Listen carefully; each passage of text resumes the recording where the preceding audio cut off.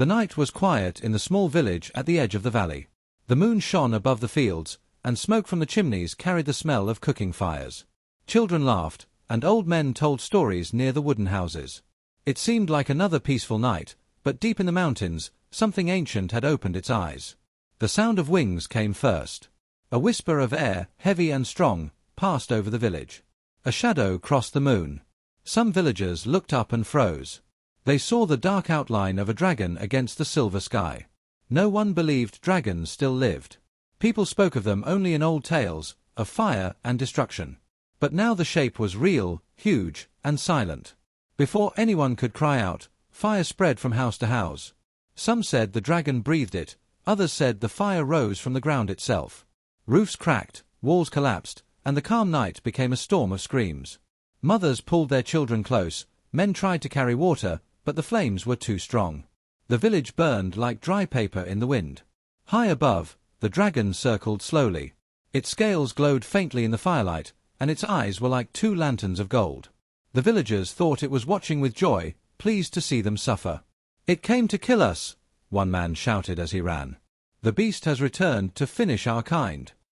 Panic spread faster than the fire. But the dragon did not strike again. It did not dive to crush the people. It only watched. Some said it looked almost sad, as if it carried a memory too heavy for its great wings. Through the smoke, a small cry rose above the noise. A child's voice, weak and lost, came from near the ruins of a house. The villagers ran past, too afraid to stop, but the dragon's head turned. The golden eyes fixed on the sound. Down below, a boy no older than 6 stood alone. His face was dirty, and his tiny hands shook as fire closed around him. He cried for his mother, but she was gone. The flames grew higher, walls of red and black cutting off every escape. He pressed his back to a stone, his small body trapped. The dragon descended. Its wings stretched wide, stirring the smoke into a storm. The people who still remained screamed and ran as the great shadow fell upon them. "It is coming to eat the child," someone shouted. But the dragon's claws did not strike. The beast landed with a weight that shook the ground. Embers danced around its giant form. It lowered its long neck, bringing its massive head close to the boy. The child froze, too frightened to move, staring at the sharp teeth and glowing eyes. For a long moment, nothing happened. Only the fire roared. Then the dragon moved one great wing and lowered it like a shield. Its scales spread around the boy, covering him from the flames. Heat struck against the dragon's body, but the child felt cool air under the living wall of wings. The boy blinked in shock. The dragon did not harm him. It protected him. From the edge of the village, a few villagers saw this and could not believe their eyes. "Why?" whispered an old woman. "Why save a human child?" The dragon ignored them. It did not roar, it did not burn again. It simply stood, unmoving, sheltering the boy as the fire ate the rest of the homes. The boy trembled, but slowly his small hand touched the rough scale near him. Warm and hard like stone, yet alive with faint energy. The dragon's eye turned to him, and for a heartbeat, boy and beast looked at each other. Something unspoken passed between them, something older than words. The fire continued until nothing remained but black smoke and ash. The village was gone. But in the middle of the ruins stood the dragon, wings still stretched to guard one small human child.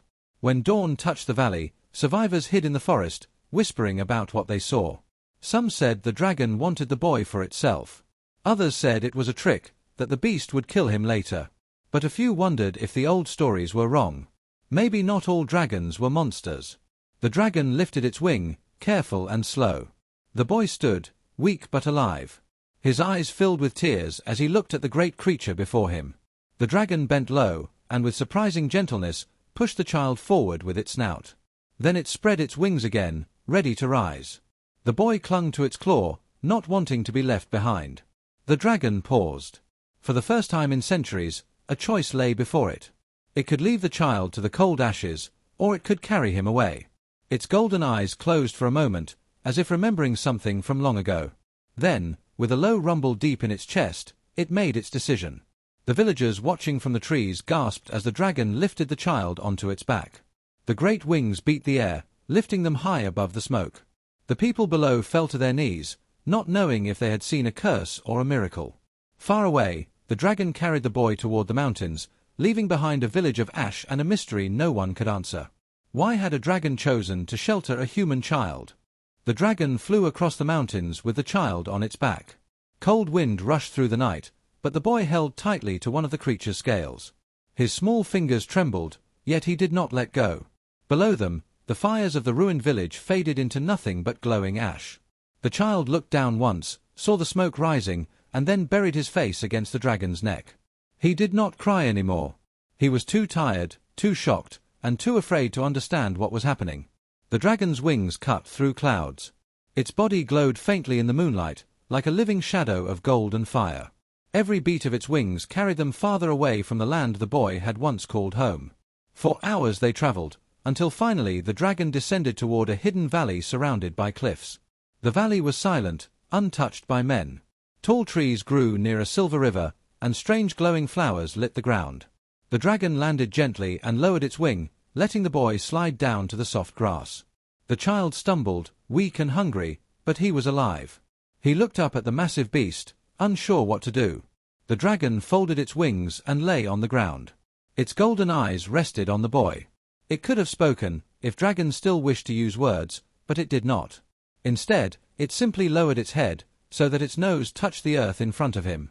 The boy took a small step forward, then another. Slowly, he reached out his hand and touched the warm scales. He expected the creature to snap at him, but it remained still. For the first time, he felt something strange: safety. The same monster that had terrified his village was now the only thing protecting him. The boy sat close to the dragon's chest. Its heartbeat was like the slow rhythm of thunder, strong and steady. He closed his eyes, and before long, sleep claimed him. The dragon's great wing curved once more, covering him like a shield. The child slept under its shadow, safe from cold and night. When the sun rose, the boy woke with hunger. His stomach growled, and he looked around the valley with worry. There was no bread, no water jar, no warm food like in his home. But the dragon lifted its head and moved toward the river. With one swipe of its claw, it caught a large fish and dropped it before the boy. The child stared in surprise. The beast expected him to eat. It was not cooked, not clean, but the boy was too hungry to argue. He tore at the fish with his small hands. The dragon watched silently, smoke curling from its nose. When the boy had finished, the dragon turned away and walked toward the trees, leaving him to rest. 4 days, they stayed in the valley. The boy began to trust the dragon more. Sometimes he spoke to it, though it never answered. "Why did you save me?" he would whisper at night. "Why me, and not the others?" The dragon only closed its eyes, but in the firelight of its breath, the boy thought he saw sadness. Far away, rumors began to spread.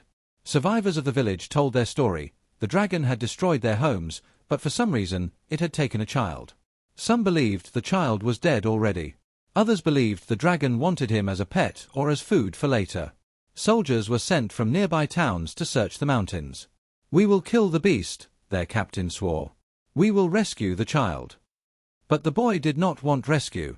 He had no family left, no home to return to. The dragon was all he had now. One night, the dragon lifted its head and growled softly. The sound rumbled through the ground like distant thunder. The boy woke, frightened, and asked, "What is it?" The dragon spread its wings and stepped forward, staring into the dark forest at the edge of the valley. Shapes moved there, shadows of men carrying torches. Hunters! The soldiers had found them. They shouted as they climbed into the valley, spears and bows ready. "The child is here," one cried. "Kill the beast and take him back." The boy's heart pounded. "No," he shouted, but his voice was too small. He ran toward the dragon, standing near its leg as if his tiny body could protect it. The dragon looked down at him, and for the first time, a low, deep sound escaped its throat, not a roar of war, but something close to a promise. The hunters raised their weapons. The dragon beat its wings, sending a storm of wind across the valley. Trees shook, fire from torches scattered, and men fell to the ground. But the dragon did not kill them. It did not burn them with fire. Instead, it wrapped its wing around the child again, shielding him from the spears and arrows. The hunters were stunned. "It is protecting him," one whispered in fear. "Why would a dragon protect a human?" The boy looked up at the beast and placed his hand against the great wing. "Because I am his," he said softly, though no one heard him. The dragon's golden eyes glowed brighter, and for a moment, even the hunters felt they were standing before something greater than war, something older than hate. But the hunters were not finished. They prepared again, raising their weapons. The dragon lifted its head high, and this time its mouth opened, fire building inside. The men froze, knowing death was near. The boy grabbed the dragon's scales. "Please, don't kill them," he begged. The dragon paused. The fire faded back into its chest. Instead of burning the hunters, it gave a single deafening roar that shook the valley and sent the men running. Their torches scattered, their cries echoing into the night. Soon the valley was quiet once more. The boy looked up at the dragon. His eyes were wide, but not with fear, with wonder. He knew now that the dragon could have destroyed everyone, but it had chosen not to. It had chosen to protect. And deep inside, he understood one thing. Whatever the reason, the dragon had claimed him, and he belonged to it. The valley could not hide them forever. The dragon knew it, and the boy began to understand it too.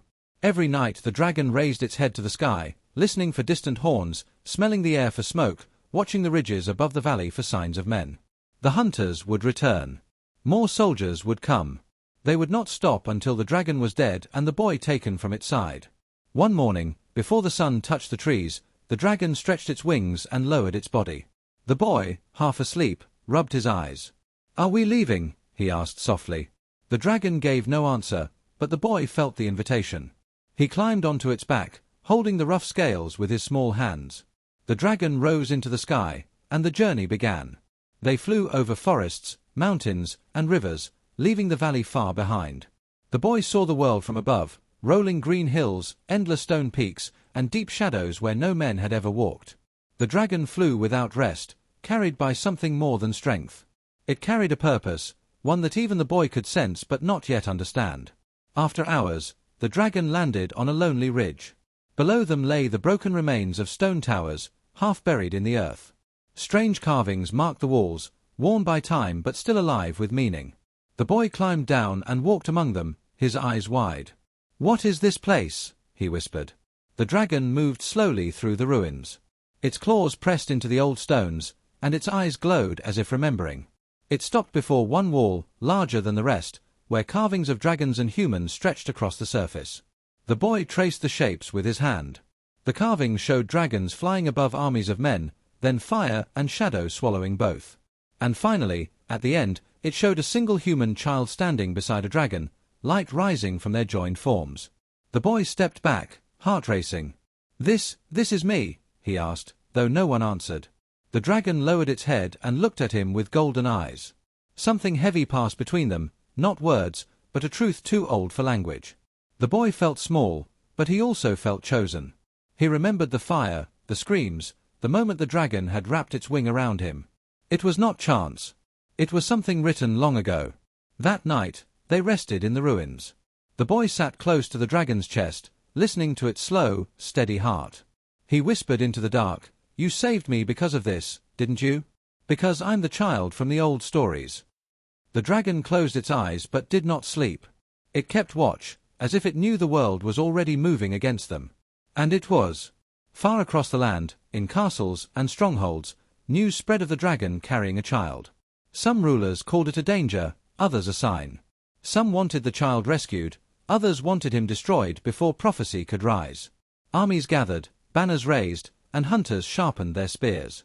The boy, unaware of the storm's gathering, dreamed of fire and shadow. He saw a beast not like the dragon, something darker, something made of smoke and hunger. In the dream, it laughed as villages burned, and even the dragon's fire could not stop it. The boy woke sweating, his small body shaking. The dragon's eye opened, and it bent close, humming a deep sound that calmed him. The boy pressed his forehead against the great scales. "It's coming, isn't it?" he whispered. The dragon gave no answer, but its silence was enough. The next day, the dragon carried him farther, into lands of snow and stone. They crossed high peaks where the air was thin, where only eagles dared to fly. The boy shivered in the cold, but the dragon spread its wing to shield him, keeping him warm even in the frozen air. Together, they moved deeper into the mountains, toward places forgotten by men. By evening, they found another ruin, larger and stranger than the first. Here the stones glowed faintly with lines of light, like fire trapped in rock. In the center stood a great circle carved with ancient runes.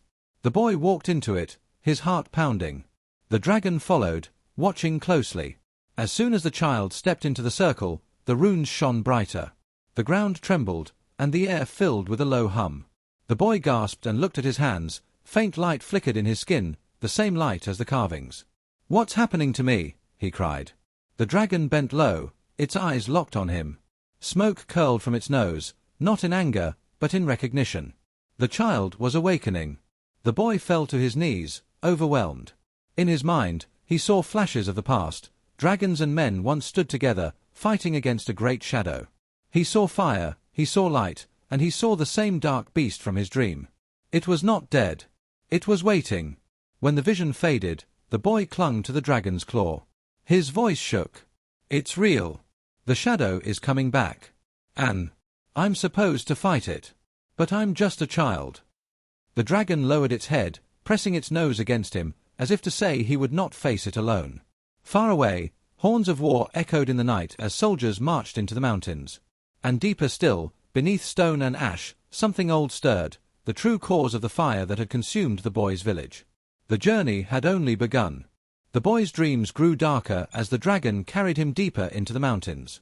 He often woke in the night, trembling with visions of smoke, shadow, and fire. Each time, the dragon bent its head close and gave a low hum, a sound that wrapped around him like comfort. But both knew that danger was coming. It came sooner than expected. At dawn, the dragon landed on a high ledge where the mountains opened to a wide valley below. The boy climbed down, stretching his tired legs. "It's so quiet here," he whispered. The dragon's golden eyes swept the horizon. Quiet, yes, but too quiet. Even the birds had gone. Moments later, the silence broke. Horns echoed through the valley, sharp and cold. From the forest edge, soldiers appeared, their armor shining in the weak light. They carried spears, bows, and banners marked with red symbols. Behind them rode captains on horses, their voices loud as they gave orders. "The beast is here," one cried.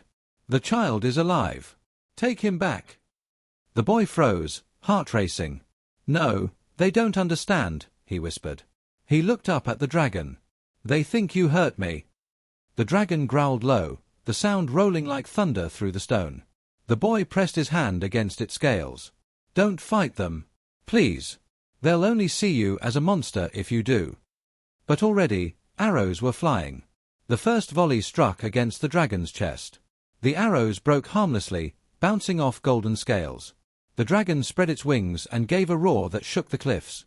Soldiers stumbled, some dropping their weapons, but their captains shouted for them to stand firm. The boy ran forward, standing in front of the dragon's leg.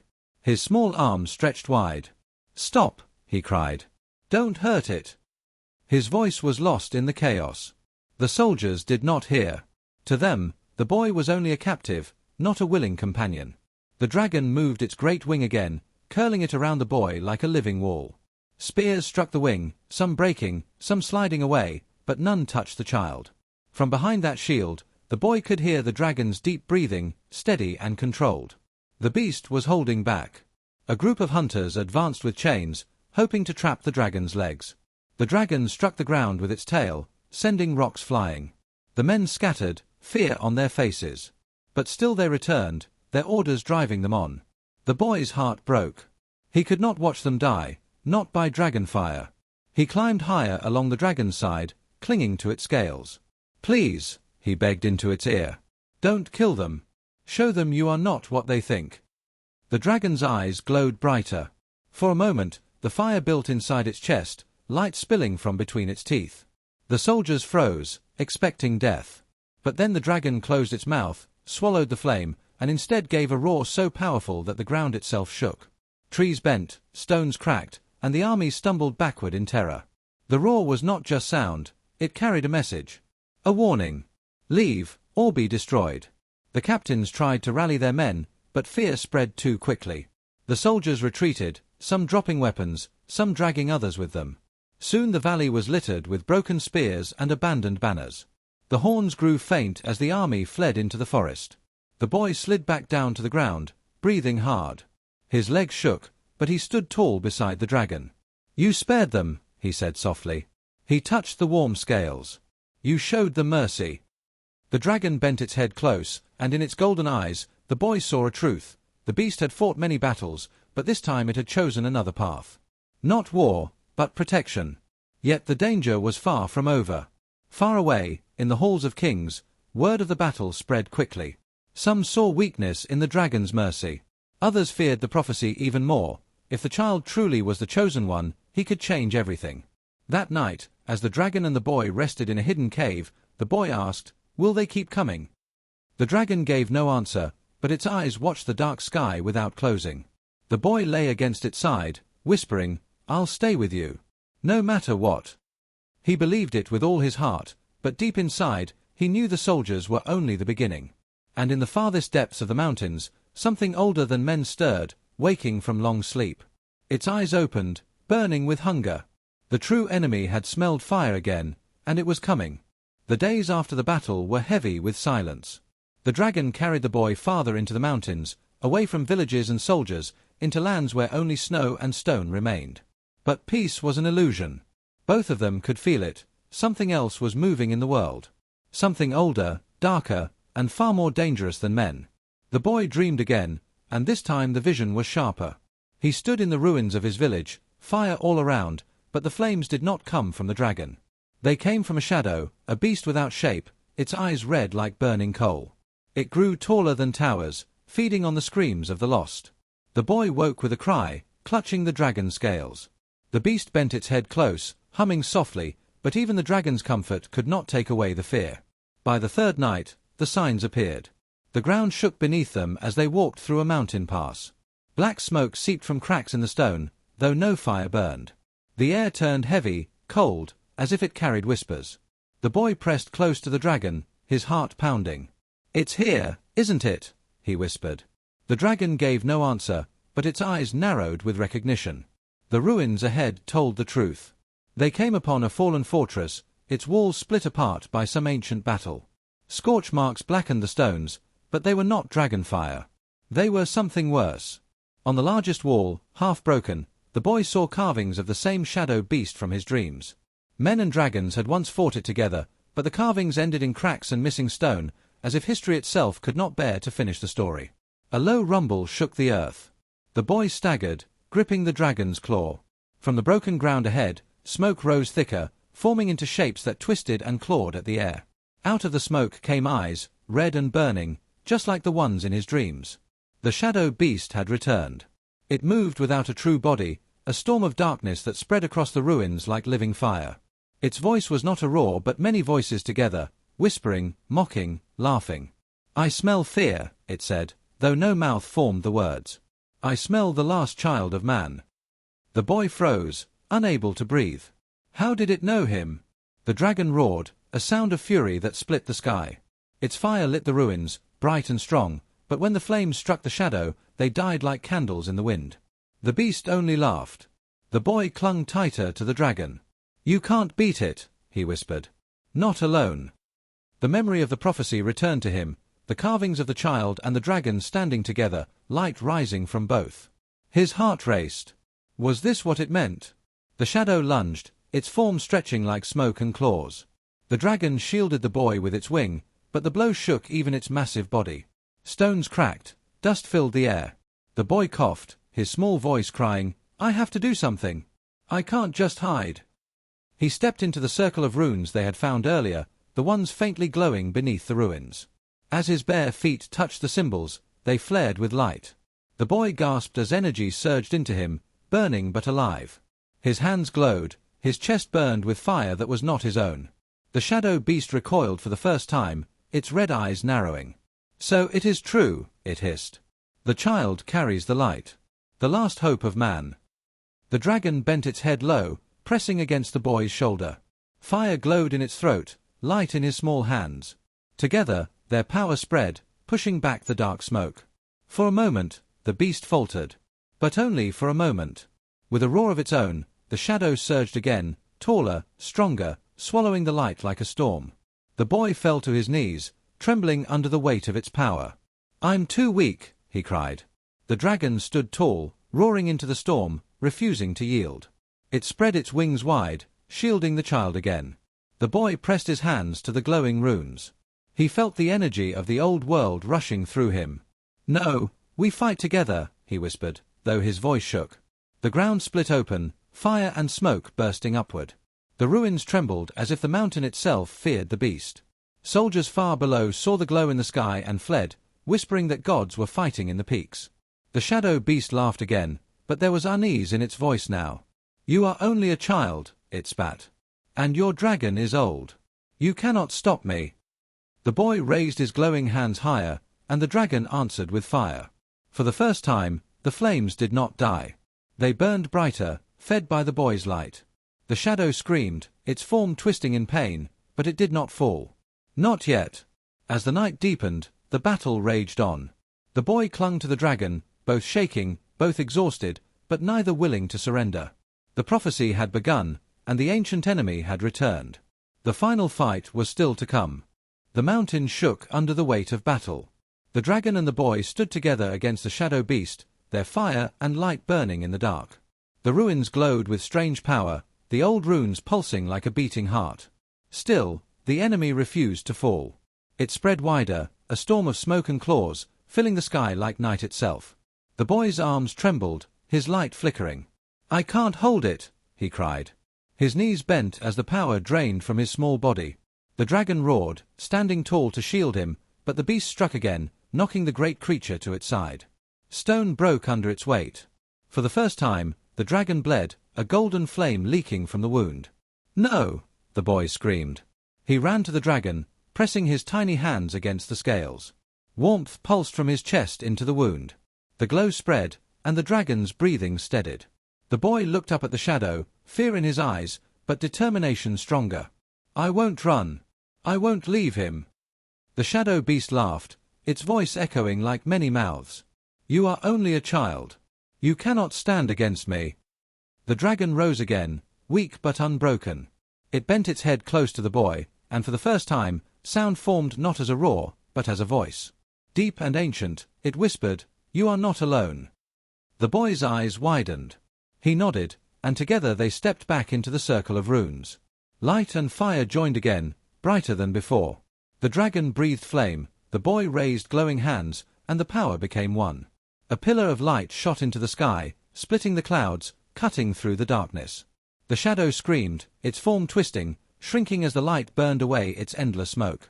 It fought, striking against the dragon's wings, against the boy's small frame, but every blow was met with fire and light.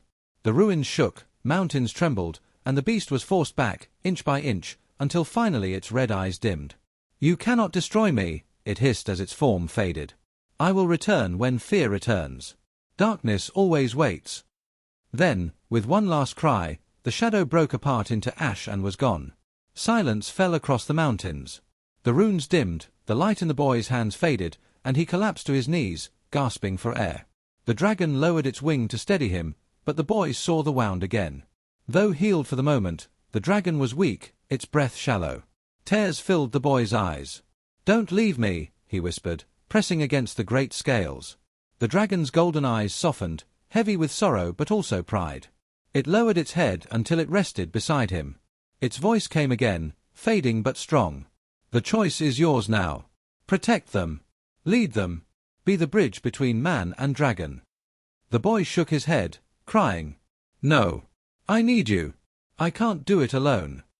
But the dragon only closed its eyes. Its body glowed faintly, then grew still. The great beast exhaled one last breath of smoke and fire, and the glow faded into silence. The boy knelt in the ruins, his small hands clutching the still form of his protector. He felt both broken and whole, empty yet filled with a fire inside him. The dragon was gone, but its strength lived in him now. He rose slowly, standing where light still lingered in the stones. At dawn, survivors and soldiers climbed the ridge. They saw the ruins, the ash of the shadow beast, and the boy standing alone beside the fallen dragon. His eyes glowed faintly with the same golden fire, his small frame unshaken. None dared to move closer. "The prophecy," someone whispered. "It is true." The boy looked at them, his face young but his gaze older than his years. He spoke softly, yet his words carried through the silent air. "This world will not burn again. Not while I live." The soldiers lowered their weapons. Some knelt. Others wept. In that moment, they saw not just a child, but a leader born from fire and loss. The boy turned once more to the dragon, placing his hand on the cold scales. "I'll keep your promise," he whispered. Then he faced the world beyond the mountains, a world waiting for him, a world afraid and broken but still alive. And so began a new age, not of dragons, not of men, but of both, joined by the courage of one child and the sacrifice of one ancient beast. Yet far in the dark corners of the earth, whispers of the shadow still stirred, waiting for fear to grow again. The boy knew this was not the end. It was only the first choice in a long road ahead.